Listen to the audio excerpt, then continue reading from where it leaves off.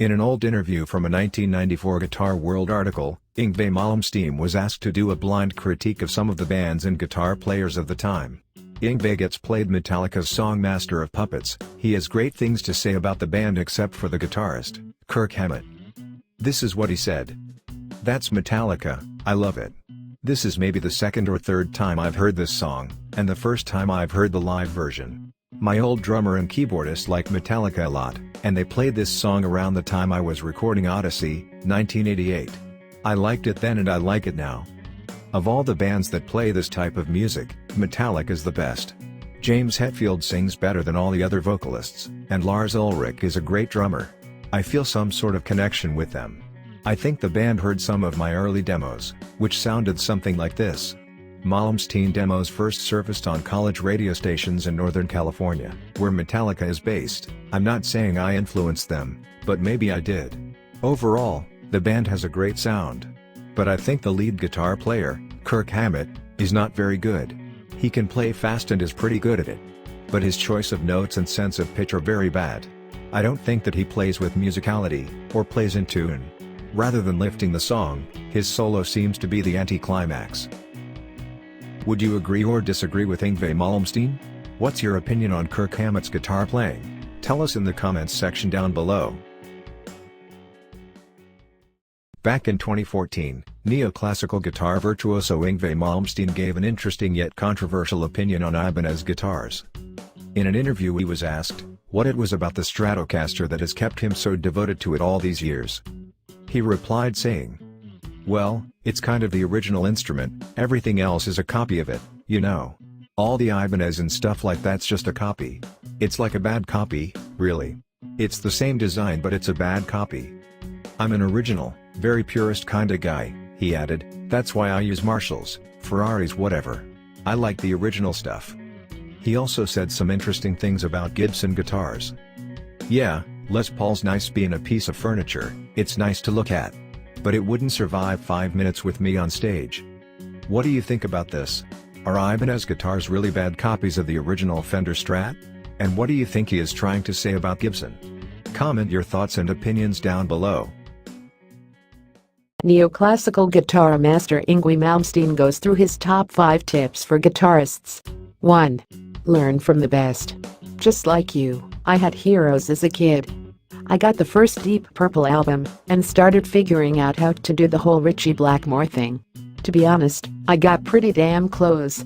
And then I soon realized he already exists, so I really should do something that sounds like me. It's a really good thing to emulate someone in order to learn your trade. I actually think it's very important. But eventually, you might want to go somewhere else with it, and that's up to each and every individual. 2. Knowledge is power. You're going to laugh at this. I only play with my ears. I don't think about technique or scales or anything. I just think about what I sound like. I grew up in a very musical family and I knew how important it was to know all the theory. You might think it's boring, but you have to learn the relationships between all the scales, keys and notes in order to know what you can and can't do.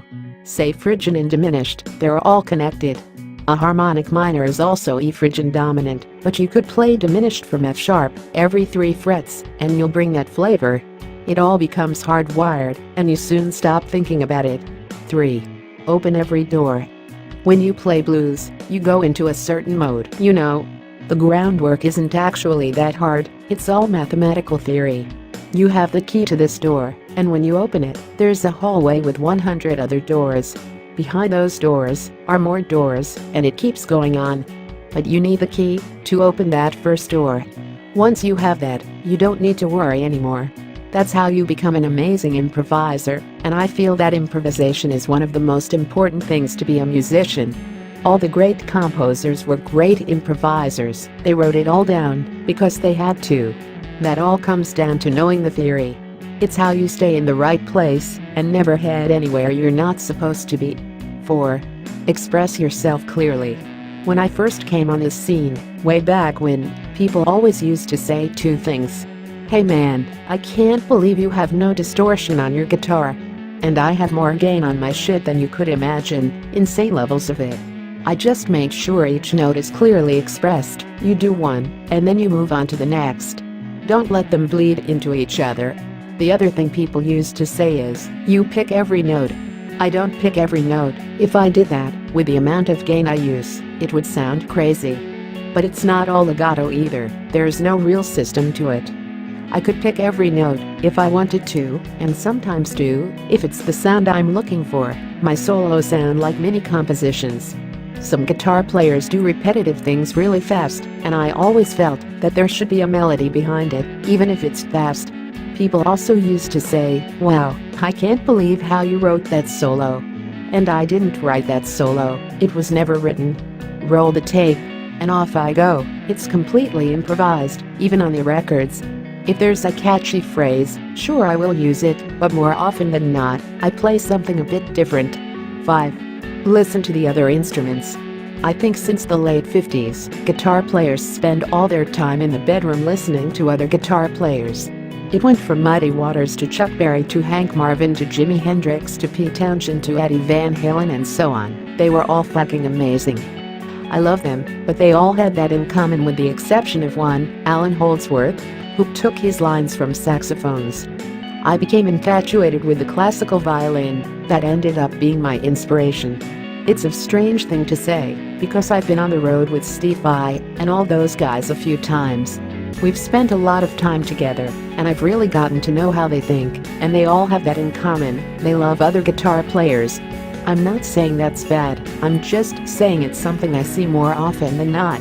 You may run the risk of having slightly less identity, but I wouldn't want to knock anyone for that. I understand how it feels. When I was a kid, I wanted to be like Blackmore because he was cool, but it's important for me to feel like I'm doing my own thing. Yngwie Malmsteen discussed his guitar pickup preference with Amit Sharma, saying, "Single coils have this magnetic window that's more direct and precise. It reminds me of a Paganini Vivaldi violin sort of sound. It starts pure and ends pure. It gives your hands much more of a factor in the sound, how you pitch the notes, bend them and so on. If you suck, you're gonna suck real bad, and if you play well, it's going to sound really good." Using double coil pickups kills a lot of the guitar tone, you lose the acoustic mechanics. With my single coils driven through the Marshalls and overdrive, it sounds massive. Focusing on gear in general, Yngwie noted, "I've used Fender Strats with Marshalls since forever. Since I last played London, I've switched to my YJM Seymour Duncan pickups, and I also have a Fender YJM overdrive pedal, which is fairly new. It's all based on what I've loved before, nothing is new. When it comes to guitar gear, I am pretty set in my ways. I've been playing for eons now, but way back I remember Eddie Van Halen came out, and I loved his playing, he was amazing. But then everyone started copying his guitars with Floyd's, and I didn't." In an archived 1985 interview that's been made public online, guitar virtuoso Yngwie Malmsteen shared his detest towards metal music, calling it all sorts of nasty names. The chat is indeed an old one, but it offers an interesting insight on 22-year-old edgy Yngwie. Yngwie Malmsteen told interviewer Steve Newton, "As far as I'm concerned, heavy metal is a very primitive, and in my opinion not very necessary form of music that could be extinct, as far as I'm concerned. I really detest it. It's disgusting, and it's really boring, and it's very low, and it's totally free from any intelligence or logic or emotions. It's all crap, and it's for little frustrated pre-puberty kids. And I'm really fed up with it." Why do you think Yngwie Malmsteen had such a strong hate for metal music back then? Tell us your thoughts in the comments below. In other more up-to-date news, Ritchie Blackmore recently shared his thoughts on Yngwie Malmsteen, saying great things. "I know him, and he's a very nice guy. Excellent guitar player. A lot of people have kind of questioned his angle, but he obviously knows his stuff. He might be a bit too tall, but that's my only criticism. I did meet his mother in Sweden, a very nice woman who reminded me of my mother back in England. So Yngwie and I get on fine. He's like a family member. I definitely think he's probably the best at what he does and, for what it's worth, the fastest. And he doesn't play the typical blues, minor kind of interpretations. He knows his scales. It's more interesting." Discussing the importance of rhythm guitar, Slayer guitarist Kerry King shared his thoughts on shredders, saying that their music tends to easily bore him as repetitive. He tells Total Guitar, "I think a lot of the shredder-type players, and I don't mean everybody, they're not very good songwriters. Players like Yngwie Malmsteen spend their time perfecting what they do only as far as leads. Yngwie had a run where he did some good songs, but when it became just about how many notes he can fit in a millisecond." King added, "Don't get me wrong, he's an amazing player, but after 3 songs, I'm done.